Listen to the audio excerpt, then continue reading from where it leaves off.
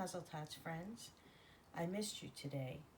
I went to Mazel Tots this morning to make sure everything was safe until we return, and everything looked great. And because I miss you, I just wanted to have a chance to maybe read you a story till we see each other again. In my family, this is the favorite book of everyone. It was my favorite book, it was my children's favorite book, and it's my grandchildren's favorite book. And I bet most of you have already heard it. It's called Caps for Sale. Let's find out what happened. I'm going to put on my glasses because it helps the words get a little bigger for me, and I need that help. Here we go. Once there was a peddler who sold caps, but he was not like an ordinary peddler carrying his wares on his back. He carried them on top of his head. First he had on his own check cap, then a bunch of gray caps, then a bunch of brown caps, then a bunch of blue caps, and on the very top, he had a bunch of red caps. One morning, he couldn't sell any caps. He walked up the street, and he walked down the street calling, "Caps, caps for sale, 50 cents a cap." But nobody wanted any caps that morning. Nobody wanted even a red cap. He began to feel hungry, but he had no money for lunch. "I think I'll go for a walk in the country," said he. And he walked out of town slowly, so as not to upset his caps. He walked for a long time until he came upon a big, great tree. "That's a nice place for a rest," thought he. And he sat down very slowly under the tree, and he leaned back little by little against the tree's trunk so as not to disturb the caps on his head. Then he put his hand up to feel if they were straight. First his own check cap, then the gray caps, then the brown caps, then the blue caps, then the red caps on the very top. They were all there, so he went to sleep. And he slept for a long time. When he woke up, he was refreshed and rested. But before standing up, he felt with his hand to make sure his caps were in the right place.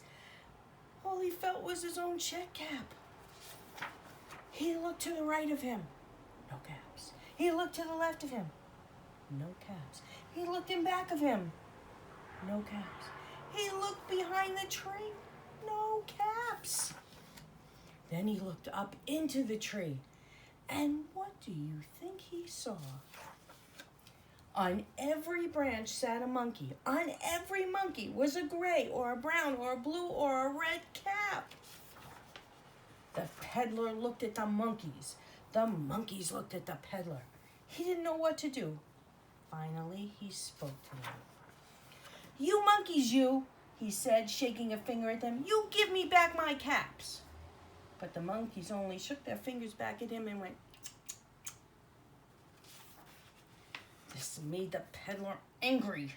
He shook both his hands at them and said, "You monkeys, you give me back my caps." But the monkeys only shook both their hands at him and said. Now he felt quite angry. He stamped his foot and he said, "You monkeys, you better give me back my caps." But the monkeys only stamped their feet back at him and went.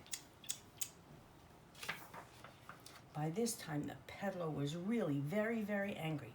He stamped both his feet and he shouted, "You monkeys, you must give me back my caps." But the monkeys only stamped both their feet back at him and said, "You're right." At last, he became so angry that he pulled off his own cap and he threw it on the ground and he began to walk away. But then each monkey pulled off his cap. All the gray caps, all the brown caps, all the blue caps, all the red caps came flying down out of the tree. So the peddler picked up his caps and put them back on his head. First his own check cap, then the gray caps, then the brown caps, then the blue caps, and the red caps on the very top. And slowly he walked back to town calling. You know, caps. Caps for sale. 50 cents a cap. Thank you for listening to the story. I really look forward to seeing you again. Go hug someone who's special to you and tell them to give you a hug from me. Bye.